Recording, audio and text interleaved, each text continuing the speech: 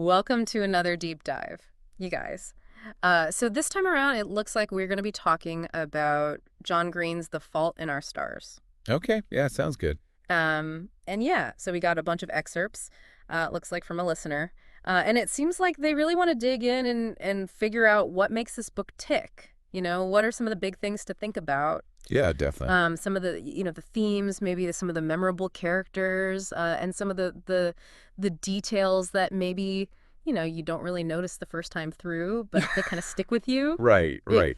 Yeah, I think that's one of the interesting things about this book. It's like it kind of sneaks up on you a little bit. Like, yeah. you think, oh, this could be like a sad cancer book. Yeah. And it is that, but it's also so much more. Yeah. And it's got this like really interesting balance of like humor and sadness and like real deep like philosophical stuff. And it all kind of comes together in this way that's really like compelling. Yeah.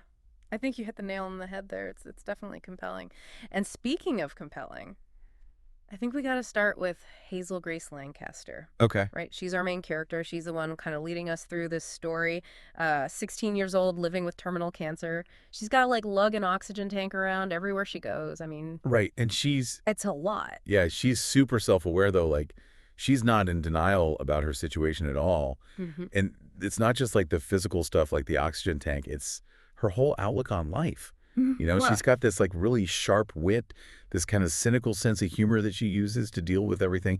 And she's also like obsessed with this book, An Imperial Affliction, yeah. which I think we'll definitely need to talk about more later on. Yeah, absolutely.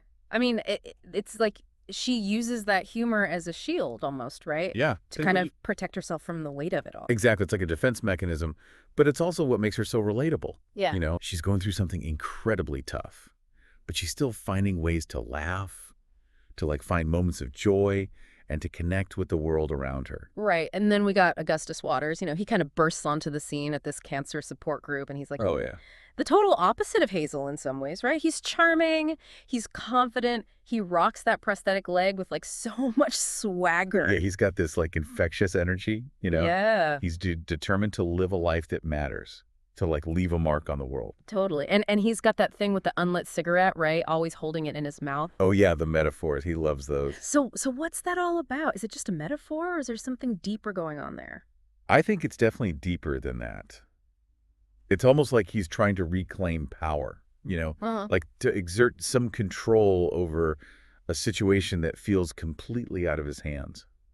You know, Cancer may have taken his leg, but it's not going to dictate how he lives his life. Right. So it's like he's rebelling against the randomness of it all. Exactly. And that rebellion, that desire to make his life matter is like such a central part of his character. Yeah. And speaking of characters, we can't forget about Isaac Augustus's best friend. He's facing his own battles with cancer, like losing his eyesight on top of everything else. It's just Oh, yeah.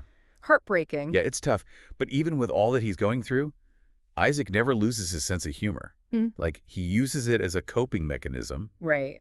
a way to deal with the pain and fear, and he never lets his struggles, like, isolate him from his friends. Yeah, that friendship between the three of them, it's so important in this story, right? It really Mhm. shows you how powerful those connections can be, especially when you're facing something as difficult as cancer. Absolutely. They support each other, they make each other laugh, they help each other through the dark times, and it reminds us that even in the face of, like, unimaginable hardship, Hmm. those bonds of friendship could be a source of incredible strength. It's really interesting how John Green weaves their stories together, right? Like they're connected through their experiences with cancer, but they're also connected through this shared love for that fictional book, Oh, yeah, an imperial affliction. An Imperial Affliction. And Yeah. that book becomes more than just a story for them. Totally. It's like a mirror reflecting their own questions about life and death and the search for meaning. Yeah, and Hazel's obsession with it, particularly with what happens to the characters after the book ends, it's so telling. Oh, yeah. It's like she's searching for answers, for some kind of roadmap for how to navigate her own limited time. Right. And it's that search that leads to the Amsterdam trip. Right, exactly. So we're going to have to get to that too. But Yeah. the Amsterdam trip funded by Augustus's wish, it becomes this like pivotal point in the story. And it's this mix of excitement and anticipation and this deep desire to find meaning and closure. And of course, it's also where their relationship really blossoms. Oh yeah, it's romantic and adventurous and just deeply emotional. And it all kind of revolves around this quest to meet the author of An Imperial Affliction. Peter Van Houten. Peter Van Houten, Yeah. what a character he turns out to be. He's definitely not what they expect, that's for No, sure. no, not at all. Like, instead of offering them wisdom and comfort, he's like cynical and disillusioned and kind of just downright rude. It's a huge letdown for them. Yeah, it's a big reality check, you know? Yeah, and it leads to this question of like, what happens when our heroes disappoint us? What happens when the people we look up to turn out to be deeply flawed? Yeah, that's a powerful question, and it's something that really resonates throughout the story. It forces us to confront the complexities of life, the fact that things are rarely black and white. Right. And it's something we'll definitely explore more as we dive deeper into Hazel and Augustus's journey. Yeah, I think that's a great place to kind of pause for now. Okay. So we'll pick this back up in the next part. Sounds It's funny though, like, even though Van Houten turns out to be kind of a jerk, his cynicism actually pushes Hazel and Augustus to think more deeply about their own beliefs, you know? Yeah, totally. I mean, it forces them to define what they believe, what they find meaningful in a world that can often feel random and chaotic. And it really highlights a key theme of the book, this idea of coming to terms with life's limitations while still searching for beauty and connection, Yeah. you know? Okay, so let's circle back to the Amsterdam trip for a bit. I feel like there are so many like memorable moments packed into that journey. Yeah. Oh, for sure. It's not just about sightseeing. It's about experiencing life to the fullest, even in the face of their illnesses. Like, remember that scene in the park where Hazel and Augustus are goofing around with that giant skeleton sculpture? Yeah. I mean, come on. It's like this symbol for both the fragility and the resilience of life, right? Exactly. Yeah. They're literally surrounded by this reminder of mortality, Yeah. but they choose to engage with it playfully, Yeah. almost defiantly. Yeah. They're not ignoring death, but they're not letting it control their experience either. Uh-huh. And then there's that scene on the plane where Augustus talks about chasing the sunrise in a super fast airplane, like trying to outrun the day. Oh yeah, right. Yeah. The metaphor about outrunning time and mortality. Yeah. It's so beautiful and poignant and deeply symbolic of their shared desire to squeeze every drop of experience out of their limited time. It's like they're acknowledging the inevitability of death while still fiercely clinging to life and all its possibilities. It makes you think, Yeah. about how we approach our own lives, our own mortality. Yeah, and it's interesting to think about that in the context of Hazel's relationship with her parents too, because they're so focused on protecting her, shielding her from anything that might remind her of her mortality, but in a way that prevents her from fully living? Right. It's like they're trying to create this bubble of safety, but it's actually stifling her. Yeah, remember that scene at the mall with Caitlin Hazel's old friend? Yeah. It perfectly captures the disconnect between Hazel's reality and the world of her healthy peers. They can't relate to her experience, and their attempts to avoid talking about death just highlight the awkwardness. Yeah, it's tough. And that's why her connection with Augustus is so powerful. He gets it. He does. He sees her, not just her illness, and he encourages her to push her boundaries to embrace life despite its limitations. Exactly. He challenges her to step outside her comfort zone, whether it's going to that bizarre sculpture park or flying across the ocean to meet a reclusive author. Right. Speaking of pushing boundaries, their meeting with Van Houten, it's such a turning point in the story. It's a turning point. It shatters their illusions about finding easy answers from this literary hero. Right. I mean, he's the opposite of what they were hoping for. He's bitter and cynical and dismissive of their search for meaning, and his cruelty, especially towards Hazel, it's just jarring. Yeah. But it's in those moments of disappointment and disillusionment that Hazel and Augustus are forced to dig deeper to find strength within themselves. Oh, absolutely. Van Houten's negativity actually becomes a catalyst for them to clarify their own values. They realize that meaning isn't something you find in a book or from an authority figure. It's something you create through your experiences, your connections, your choices.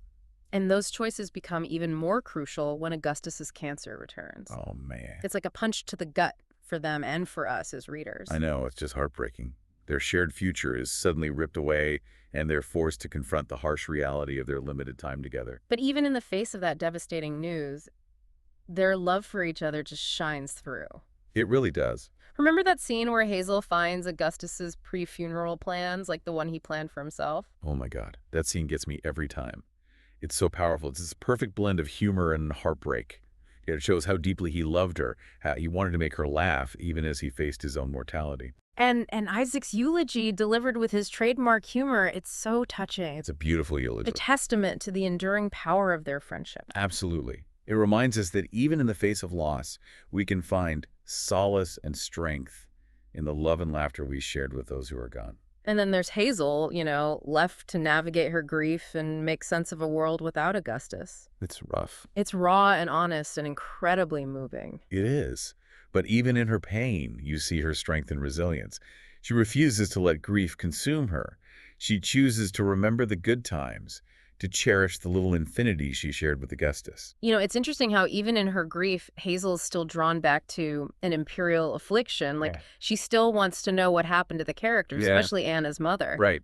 But Van Houten refuses to give her those answers. Yeah, I think that's a really powerful choice by Green. He leaves those loose ends unresolved, and it kind of forces us, the readers, to grapple with the uncertainty of life. Yeah, it's frustrating. I mean, I want to know what happens, but I also see what you're saying. Yeah. It's like he's reminding us that life doesn't always offer those neat resolutions. Right, exactly. And maybe those unanswered questions are more powerful than any definitive ending. Okay. They allow us to imagine the characters' lives beyond the confines of the story. Right. So we become active participants in the story in a way. Like, Yeah. we get to fill in the blanks, imagine their futures, and carry those characters with us. I think that's a beautiful way to put it. And it really speaks to the lasting impact of this book. Mhm. It doesn't just tell a story, it invites us to reflect on our own lives, our own relationships, and our own search for meaning. Yeah, and we've talked a lot about the heavy stuff, cancer, mortality, grief, but The Fault in Our Stars also has so much humor woven into it. It's not all doom and gloom. Oh, yeah, for sure. Yeah. Green has this amazing ability to balance the light and the dark, to find humor in even the most difficult situations. Like, remember that scene where Hazel and Augustus are writing that ridiculous ad for the swing set? Lonely, vaguely pedophilic swing set seeks the butts of children. I mean, come on. It's hilarious and totally inappropriate. I laughed out loud when I read that. It's so good. It's so good. And it's moments like that, those unexpected bursts of humor that make the story so relatable and endearing. Mhm. They remind us that even when life throws us curveballs, we can still find moments of joy and laughter. It's like a reminder that even in the face of suffering, life can be absurd and funny and beautiful all at the same time. Totally. And that's what makes The Fault in Our Stars such a powerful and enduring story. Hmm. It's not just a cancer story. It's a story about life in all its messy, complicated glory. So as we wrap up this deep dive, what's the one thing you want our listener to take away from this exploration of The Fault in Our Stars? Hmm.